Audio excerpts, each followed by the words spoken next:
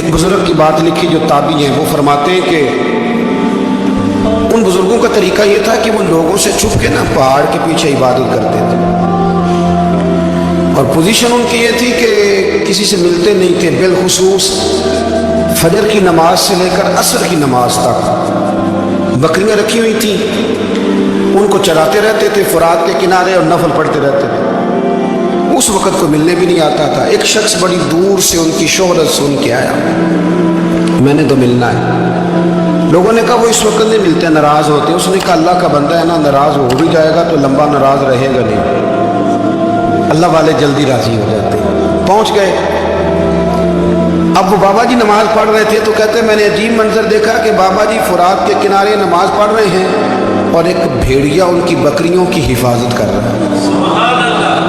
کہتے میں حیران رہ گیا کہ بھیڑیا تو بکریاں کھایا کرتا ہے اور یہاں چرا رہا ہے۔ کہتے میں جب گیا تو بابا جی نوافل میں مشغول تھے، مجھے دیکھ کے کہنے لگا اس وقت کیوں آئے؟ میں نے کہا حضور اگر آئے گیا ہوں تو پھر مہربانی کرے قبول فرما لیں۔ میں بیٹھ گیا تو میں نے کہا حضور یہ بھیڑیا بکریاں چلا رہا ہے، بھیڑیا اور بکریے کی صلح کب سے ہو گئی؟ تو فرماتے ہیں لمبی تقریر نہیں، ہلکا سا جملہ۔ فرمانے لگے جب سے بکریوں کے مالک نے رب سے صلح کر لی ہے نا، تب سے بھیڑیوں نے بھی بکریوں سے صلح کر لی۔ بکریوں کے مالک نے رب سے صلح کر لی، گناہ چھوڑ دی، اس کی فرما برداری میں آ۔ اب پھر اسے بکریاں چلانے کی ضرورت نہیں رہی، بکریاں نہ اب بھیڑیا چراتا ہے۔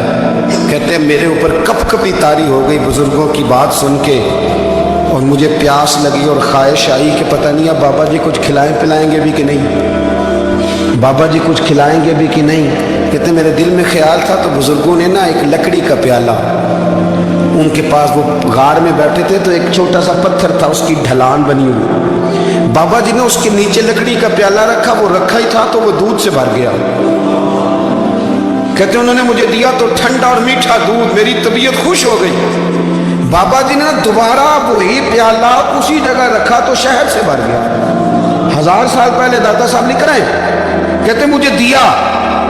میں نے فوراً کہا، میں نے کہا حضور یہ دودھ تو گائیں بھینس دیتی ہے، پہاڑوں سے تو نہیں نکلا کرتا، اور شہد تو شہد کی مکھیاں دیتی ہیں، پتھروں سے تو نہیں نکلتا، یہ آپ کہاں سے نکال رہے ہیں؟ تو کہتے ہیں وہ قرآن مجید پڑھنے لگے۔ وَإِذِ اسْتَسْقَىٰ مُوسَىٰ لِقَوْمِهِ، جب موسیٰ کی قوم نے ان سے پانی مانگا، فرمانے لگے موسیٰ کی نافرمان قوم پانی مانگے، حضرت موسیٰ پتھر پہ ڈنڈا مارے تو اللہ وہاں سے 12 چشمے جاری کر دے۔ جو رب حضرت موسیٰ کی نافرمان قوم کے لیے پتھر اور پہاڑوں سے چشمے نکال دیتا ہے نا، وہ محمد عربی کے غلاموں کے لیے پتھر اور پہاڑوں سے دودھ اور شہد بھی نکال دیا کرتا ہے۔ تو بزرگ کہنے لگے بس بات یہ ہے کہ آج بھی ہو اگر ابراہیم کا ایمان پیدا تو آگ کر سکتی ہے انداز گلستاں پیدا۔ کہنے لگا حضور پھر میرے لیے بھی دعا کریں۔ آپ فرمانے لگے پھر دعا نہ کرا تو مدینے والے کی غلامی شروع کر، تو نبی کریم کی غلامی شروع کر، تو رسول پاک کی غلامی شروع کر۔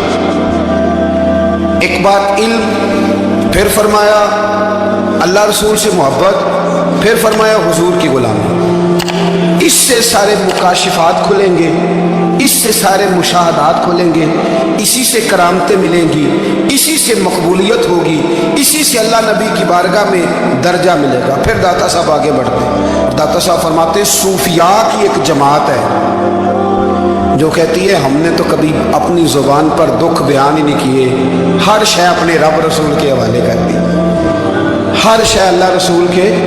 اور داتا صاحب تو کہتے ہیں کچھ ایسے بھی ہیں جو دعا بھی نہیں مانگتے، لوگوں کے لیے مانگتے ہیں، اپنے لیے نہیں مانگتے۔ آپ دعا کیوں نہیں مانگتے؟ تو کہتے ہیں اللہ کو تو پتہ ہی ہے ہمیں کیا چاہیے، اسے تو پتہ ہی ہے۔ ایک بزرگ کی بات لکھی ہے داتا صاحب نے، میری جماعت میں نا مزاج ہے کرامتوں کا، مجھے وہ ساری باتیں بھی آتی ہیں کہ ایک بندہ کراچی سے آیا، داتا صاحب حاضری دی تو اس کی لاٹری نکل آئی، یہ بھی مجھے آتی ہے، لکھی پڑھی ہے میں نے، کتابوں میں ہے یہ بھی۔ ایک بندہ، یہ ساری باتیں نا آتی ہیں کرامتوں میں، بڑی ساری چیزیں لوگ بیان کرتے ہیں کہ میں وہاں آیا اور میں نے حاضری دی تو موج لگ گئی، یہ ساری باتیں آتی ہیں۔ ہمارے پرانے بزرگ اور بھی قصے سنایا کرتے تھے، ساری ہمیں چیزوں کا پتہ، پر جو عنوان ہے نا وہ حضرت شیخ ابو النور کہتے ہیں کہ ایک بندہ داتا صاحب کے مزار پہ گھوم رہا تھا، داتا 10 روپے دے، 10 روپے دے، 10 روپے دے، تو ایک بندہ بڑی دیر سے اسے دیکھ رہا تھا، وہ کہنے لگا داتا نے تجھے کیا دینا ہے؟ ادھر آ میں اس نے دس دیے.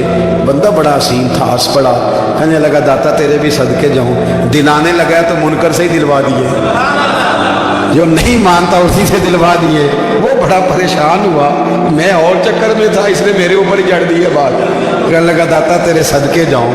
تو یہ ساری باتیں کتابوں میں موجود ہیں, لوگوں نے اپنے اپنے مشاہدات جو جس کے ساتھ پیش آیا اس نے بیان کیے ہیں. بہت ساری باتیں قابل بیان ہیں, پر جو عنوان ہے میں اس پہ رہنا چاہتا ہوں. داتا صاحب رحمۃ اللہ علیہ فرماتے ہیں ہماری تعلیمات ہیں کہ اپنے دکھ درد دنیا داروں سے بیان نہیں کرنے, سوال کا دروازہ لوگوں کے سامنے کھولنا. اللہ والوں سے کہیں گے کبھی کہنا ہوگا, تو دنیا داروں سے کہنا. کہتے ہیں کہ شیخ احمد نام کے بزرگ تھے, ساری زندگی کسی کو کام نہیں بتایا, ساری زندگی بڑی مشکلات آئیں, پر کبھی اپنی ذات پر سوال کا دروازہ نہیں کھولا. ایک ایسی مشکل آئی کہ جو حل ہی نہیں ہوتی تھی, کسی نے ان پر کوئی الزام لگا دیا. ابو مسلم نام کا ایک بادشاہ تھا, اس کی حکومت تھی, اس نے پکڑ کے قید میں ڈال دیا. اب قید میں ہیں, جرم لگ گیا ہے, فرد جرم عائد ہو گئی ہے, جیل میں ہیں.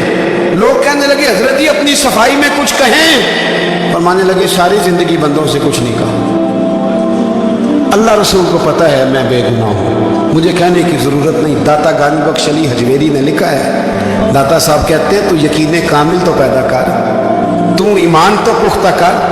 داتا صاحب کہتے ہیں وہ ابو مسلم جو بادشاہ تھا وہ نیک آدمی تھا, اسے رات کو خواب میں نبی کریم کی زیارت نصیب ہوئی, اور حضور سید عالم صلی اللہ علیہ وسلم فرمانے لگے تو نے اللہ کا ایک نیک بندہ جیل میں ڈال دیا, ڈر نہیں آتا, وہ تو بے گناہ ہے. بادشاہ آدھی رات کو خود اٹھا. دادا صاحب فرماتے ہیں کسی گارڈ کو نہیں بھیجا, پولیس والے کو نہیں بھیجا, جیلر سے نہیں کہا, خود گیا, جا کے جیل کا دروازہ کھولا, دروازہ کھول کے اس درویش کو آزاد کیا. کہنے لگا بابا جاؤ, مجھے پتہ چل گیا بے گناہ ہے. بابا جی سلام کر کے جانے لگے تو بادشاہ پھر آگے آیا, ہاتھ باندھے, ہاتھ چومے, کہنے لگا حضور آپ بڑے نیک ہیں, میرے لیے کوئی حکم ہو تو بتائیے گا, میرے لائق کو خدمت ہو تو بتائیے گا. تو شیخ احمد فرمانے لگے تجھے ابھی بھی سمجھ نہیں آئی, تجھے ابھی بھی نہیں سمجھ آئی. کہنے لگا حضور کیا؟ فرمانے لگا جو تہجد کے وقت تجھے اٹھا کے مجھے رہا کرنے بھیج سکتے ہیں وہ میری کوئی ضرورت باقی رہنے دیں گے؟ مجھے کوئی ضرورت پڑے گی کسی اور کو کہنے کی؟ جو تہجد کے وقت تجھے اٹھا کے بھیجتے ہیں کہ جا کھول جا کے دروازہ, وہ ضرورت رکھیں گے میری؟ ضرورت مجھے رہے گی کہ میں تجھے اور کوئی کام, ابھی میں تجھے سمجھ نہیں آئی. وہ داتا علی حجویری رحمت اللہ علیہ فرماتے ہیں اصل میں ہماری طبیعت ہے, ہم نے بندوں سے دل لگا لیا, دل اللہ رسول سے لگاؤ. کسی بندے سے لگانا تو اس سے لگاؤ جو اللہ والا ہو.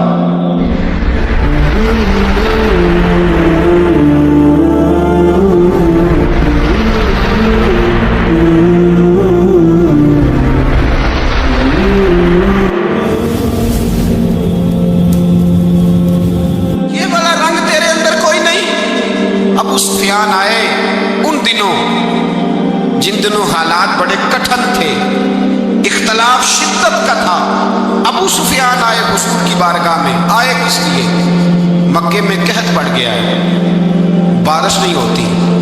ادھر سمامہ بن اسال یمامہ قبیلے کے سربراہ کلمہ پڑھ کے مسلمان ہو گئے. ساری گندم اس قبیلے سے آتی تھی. سمامہ کہنے لگا تم میرے مصطفیٰ کو نہیں مانتے, کوئی گندم نہیں, بھاگ جاؤ. ایک بارش کوئی نہیں, دوسری گندم کوئی نہیں. ابو سفیان تڑپ کے در رسول پہ حاضر ہوئے. ابھی تھوڑے دن گزرے ہیں احد میں حضور کے دانت شہید کیے, ابھی تھوڑے دن گزرے حضور کو ستایا ہے, ابھی تھوڑے دن گزرے حضرت امیر حمزہ کا کلیجہ نکال کے چبایا ہے, ابھی تھوڑے دن گزرے حضرت انس بن نضر کی گردن کاٹی, ابھی تھوڑے دن گزرے عبداللہ بن جہش کے ٹکڑے کیے, ابھی تھوڑے دن گزرے حضور کو ستایا ہے, تڑپایا ہے.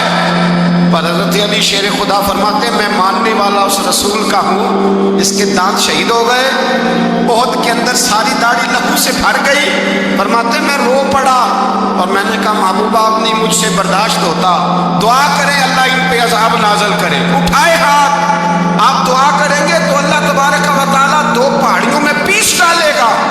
حضرت علی کہتے ہیں میں نے عرض کی تو حضور نے ہاتھ اٹھائے اور دعا کیا دی, اللہم اہد قومی فإنہم لا یعلمون, اے اللہ میری قوم کو ہدایت دے دے, یہ جانتے نہیں یہ کیا کر رہے ہیں. اللہ نے ہدایت، یہ اخلاق حسنہ کا معیار۔ تھوڑے دن پہلے حضور کے ساتھ یہ رویہ، ابو سفیان اب بے حال ہو گئے، بچے بھوک سے مرنے لگے، جانور پیاس سے مرنے لگے۔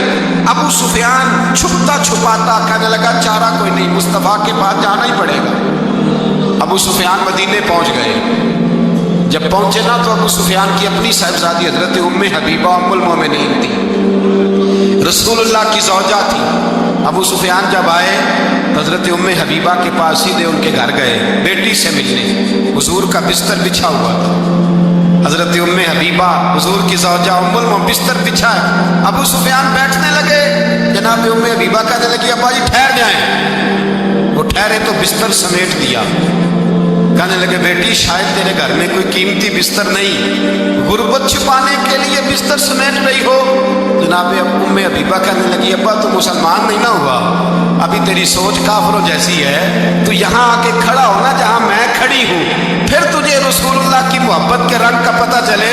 تو ابھی کھڑا وہاں ہے جہاں تجھے کفر ہی کفر سنائی اور سجائی دیتا ہے۔ بستر اس لیے نہیں سمیٹا کہ معاذ اللہ کم قیمت تھا، میں نے اس لیے سمیٹا ہے کہ تم نجس ہے، ناپاک ہے، ابھی کلمہ نہیں پڑھتا۔ اور یہ اس رسول کا بستر ہے کہ جو بستر میں موجود ہوتے ہیں تو جبریل امین قرآن لے کے تشریف لے آتے ہیں۔ میرا وجود اس قابل نہیں کہ یہاں بٹھایا جائے۔ نبی پاک صلی اللہ علیہ وسلم کی بارگاہ تک ابو سفیان آئے۔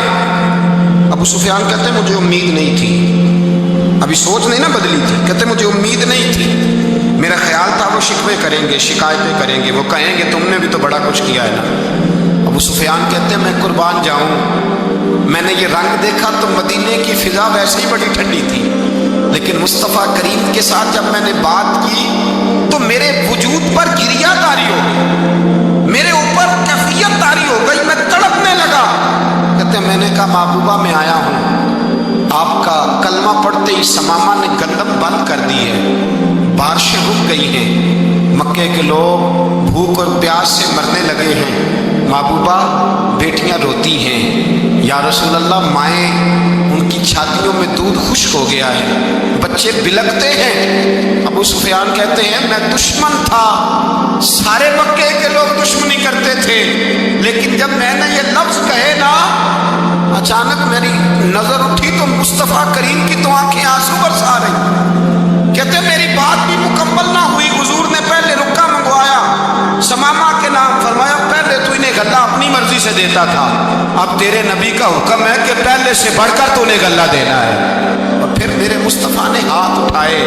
او بھائی مشکل ہوتا ہے، مشکل ہوتا ہے، سگے بھائی کے لیے لوگ دعا نہیں کرتے، کہتے میرا شریکہ ہے، ساس بہو کے لیے بہو ساس کے لیے دعا نہیں مانگتی، کہتے اختلاف ہے، لوگ لوگوں کی زندگی نہیں مانگتے، بیماری میں شفا نہیں مانگتے۔ ابو سفیان کہتے ہیں آمنہ کے لال تیرے قربان جاؤں۔ حضور نے ہاتھ اٹھائے اور کہا اے اللہ مکے کی سنگلاخ پہاڑیوں پہ بارش برسا، اے اللہ کھیتیاں ہری کر دے، اے اللہ ماؤں کی چھاتیوں میں دودھ بھر دے، اللہ عورتوں کو تازگی دے دے، بچوں کو رانائی دے دے، پھلوں پھولوں کو تازگی دے دے۔ ابو سفیان کہتے پہلے حضور رو رہے تھے اور جب نبی پاک کی دعا دیکھی تو میں نے رونا شروع کر دیا، میں نے رونا شروع کر دیا۔ کہتے واپس آیا تو وہ احساس کہ یار یہ میں کس شخص سے مل کے آیا ہوں، یہ کس قسم کے آدمی سے مل کے آیا ہوں، یہ کیسا رنگ ہے، یہ کس قسم کا انداز ہے کہ جس کو میں پتھر مارتا رہا وہ میرے لیے دعائیں لے کے بیٹھا ہوا ہے، جس کو ساری زندگی ستایا ہے وہ میرے بچے کے لیے روتا ہے، میری بیٹی کے لیے اس کی آنکھ میں آنسو ہے، وہ ہمارے لیے تڑپ رہے ہیں۔ میرے بھائیوں ابو سفیان کہتے ہیں پھر دوسرا جلوہ میں نے تب دیکھا جب حضور مکے آئے، اور میں تو آخر تک لڑنے آیا تھا نا حدیبیہ تک۔ کہتے ہیں جب رسول پاک مکے آئے اور حضور نے اعلان معافی کیا تو بنتا تو یہ تھا کہ مجھے سزا ملتی، لیکن میرے مصطفیٰ کریم نے فرمایا جو ابو سفیان کے گھر میں چلا جائے گا میں اسے معاف کر دوں گا۔ کہتے ہیں میں نے کہا یہ میرے لیے کس قسم کی سزا تجویز کی ہے کہ میں عمر بھر دشمنی کرتا رہا اور یہاں رنگ عجیب ہے۔ حضور نے میرے لیے ہی اعزاز لکھ دیا، فرمایا جو ابو سفیان کی حویلی میں داخل ہو گیا میں نے معاف کیا۔ ابو سفیان کہتے ہیں پتہ نہیں کتنے پردے تھے جو اٹھ گئے، پتہ نہیں کتنی منزلیں تھیں جو طے ہو گئی، پتہ نہیں کتنے جلوے تھے جن کا نظارہ ہو گیا، اور میں میں نے غور سے چہرہ دیکھا تو میری آنکھوں سے پٹی اتر گئی اور مجھے عبداللہ کے یتیم بیٹے کے پیچھے محمد الرسول اللہ کے جلوے نظر آنے شروع ہو گئے۔ اخلاقی قدریں جب موجود رہتی، یہاں تو لوگ مرے ہوئے شخص کو مارتے ہیں، یہاں تو سڑک پر کتنی کراوٹ ہے اور کتنا گر گیا ہے، اخلاق ان لوگوں کا ایکسیڈنٹ ہو گیا ہے، ٹرین کی پٹری سے اتر گئی، چیخ و پکار ہے، آہیں ہیں، تڑپنا ہے، رونا ہے، سسکیاں ہے، ماں کا بازو کٹا ہے پر وہ چیختی ہے ذرا میرے بیٹے کا پتہ کرو، باپ کی آنکھوں میں ریت پڑ گئی ہے پر وہ تڑپتا ہو میرا بیٹا تھا، چیخ و پکار ہو رہی ہے۔ پر ظلم ہے اس قوم کا کہ جو بچانے والے آئے ہیں وہ پہلے آتے ہی ان کی جیبیں ٹٹول رہے ہیں، ان کے بٹوے دیکھ رہے ہیں، گری ہوئی عورتوں کے، یہ آپ اٹھا کر دیکھیے اخبارات، عورتوں کے گری ہوئی عورتوں کے کانوں سے بالیاں نوچی گئی اور ان کے کان تک کٹ گئے۔ یہ اس قوم کا حال ہے۔ اقبال کہتے ہیں جنہیں آتا نہیں دنیا میں کوئی فن